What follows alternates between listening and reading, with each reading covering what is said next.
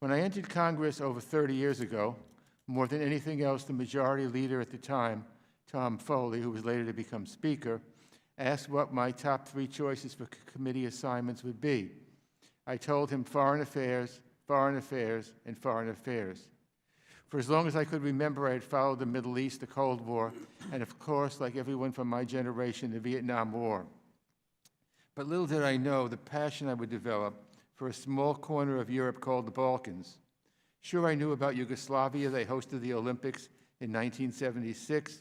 World War I started there, but beyond that, my knowledge was somewhat limited. Yet days after I was first elected to the House in 1988, I was visited in my Bronx office by my now close friend, Harry Barakhtari. Harry told me of a place called Kosovo, or Kosova, in Yugoslavia, which was populated largely by Albanians. Confused, I asked him how this place defined itself, Kosovar, Yugoslavian, or Albanian. Thus began my education about a region for which I am now considered an expert, the Balkans. I've traveled to every country in the Western Balkans several times, met with so many leaders from so many parties, and come to love the rich variety of cultures, ethnicities, and religions. But no place has touched my heart more than Kosovo. My first days in the House of Representatives in 1989 were followed shortly thereafter by a now infamous speech by then Serbian leader Slobodan Milosevic. That speech is seen by many as the beginning of several years of war and ethnic cleansing, ending with the breakup of Yugoslavia and the creation of 7 independent countries. I spent many of my first years in the House of Representatives with a small bipartisan group of Congress members fighting the horrors.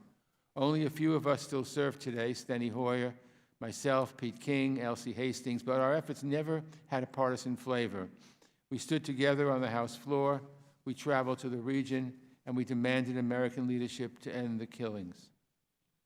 In many ways, American involvement in the Balkan Wars of the 1990s was the pinnacle of our post-Cold War power and influence.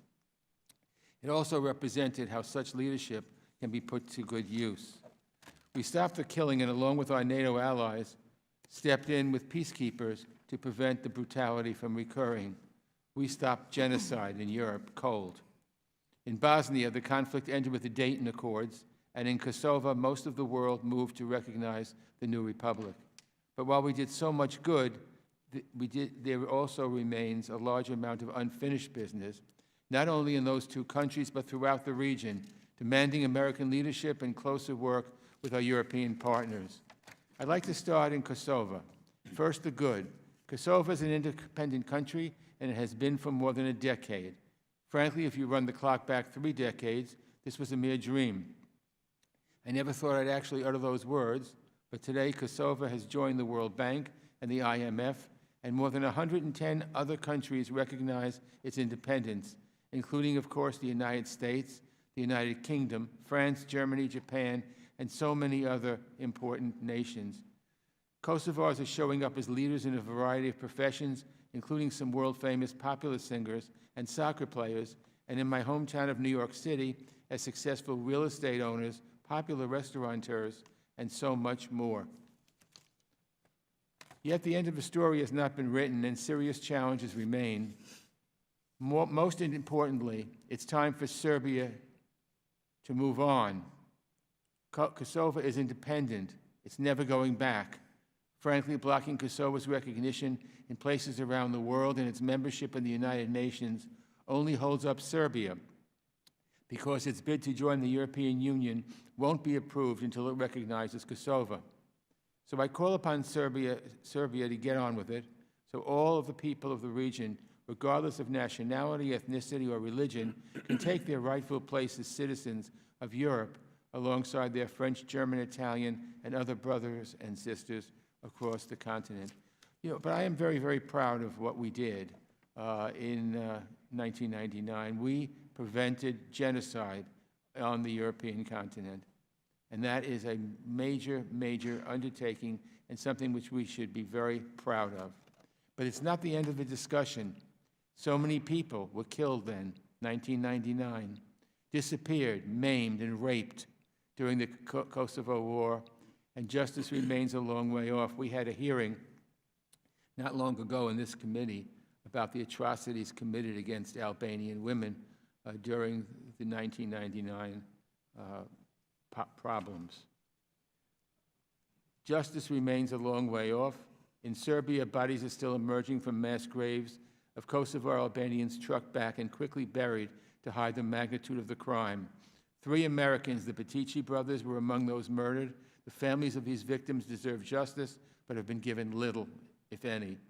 The International Criminal Tribunal for the former Yugoslavia closed, and Serbian prosecutors have brought very few criminal cases despite the evidence. President Vučić even promised then Vice President, now President-elect Biden, Vice President Pence, and me that he would ensure justice for the Peticis. We've seen absolutely none.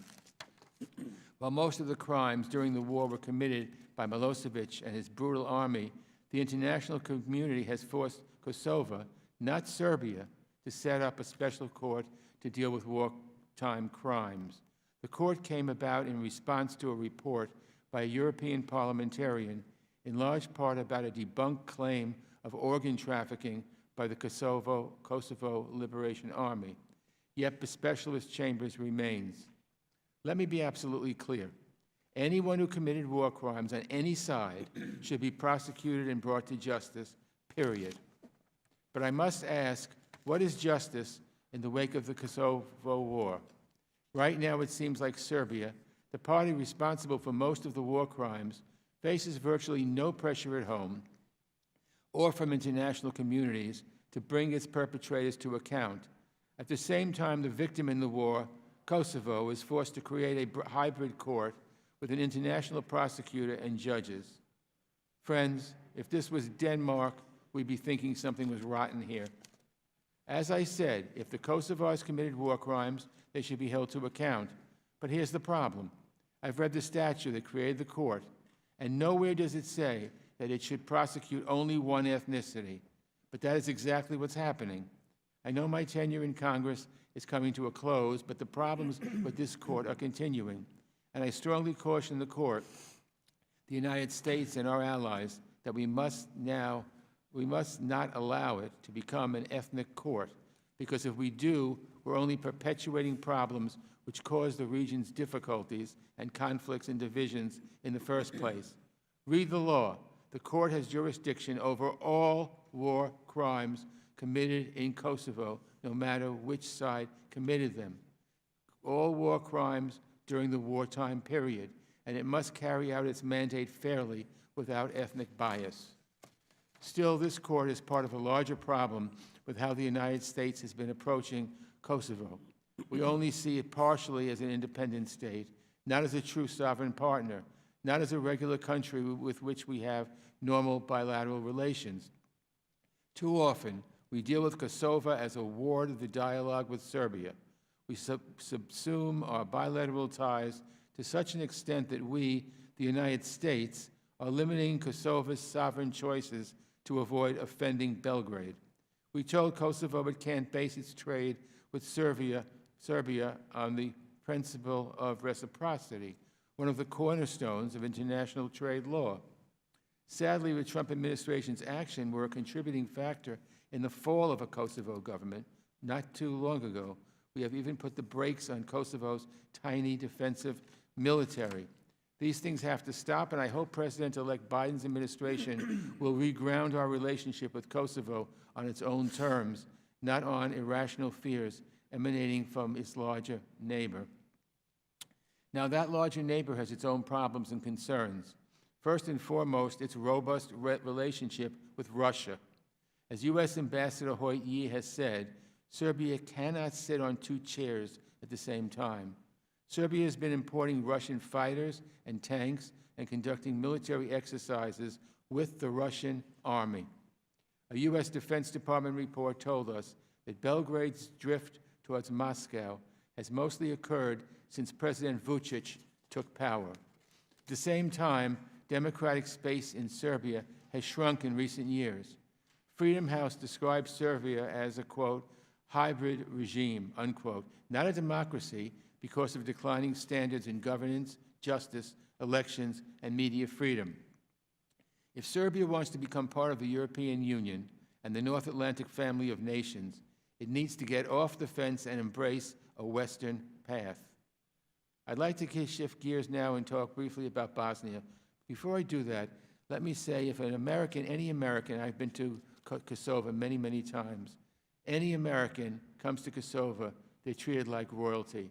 I've never seen anything like it. I've traveled the world, but the people of Kosovo love Americans, love everything Americans, and understand that we are mainly responsible for their freedom, for the fact that they are a free and independent nation. And so if you go there, people will talk with you, people will approach you, people will hug you. It's just an amazing thing that I've seen nowhere else in the world, the great affection that they have towards Americans. When they put their independence and declared independence, there were as many and even more American flags flying all over Kosovo than there were Kosovo flags or Albanian flags. The American flag was paramount because Kosovars really appreciate what we did for them by preventing a genocide on the European continent. So I'd like to shift gears now and talk briefly about Bosnia. Next week marks the 25th anniversary of the formal signing of the Dayton Accord, which ended the war in Bosnia. That negotiation was very difficult, but finally brought the horrors to a permanent conclusion. But Dayton only created a stalemate. Under the agreement, only a unanimous decision of the collective presidency, comprised of ethnic-controlled republics, could move the country forward. Bosnia became stuck, unable to advance. We see now that this system has not worked. In so many ways, it put Bosnia in a deep freeze, where Republika Srpska blocks decisions in the country's national interest in favor of widely expanded autonomy and a loosely veiled breakaway agenda. This has to end. The incoming Biden administration needs to ask a simple question. Dayton has taken Bosnia as far as it could, but it no longer works, and it hasn't for years. So what should come next, and how do we get there? Friends, this is the last hearing I will conduct on the Balkans, and it's allowed me to remember some of the high points of my work in the region. In the 1990s, Kosovo, I remember seeing walls built in schools to separate Albanians from Serbs and a separate healthcare system created by the nascent Kosovar majority. I remember cutting the ribbon on the USIA office in Pristina in 1996, an outpost we sometimes called the first American embassy in Kosovo. And I remember talking to President Clinton and Secretary Albright about the need to step in and halt the ethnic cleansing in Bosnia and Kosovo. Thank you, Madam Secretary, for everything you did and all your works. Everything you did is an inspiration to us all. Thank you for everything you did. I've been honored to address the parliaments of several countries in the region and to be present when we open the beautiful new U.S. Embassy in Pristina.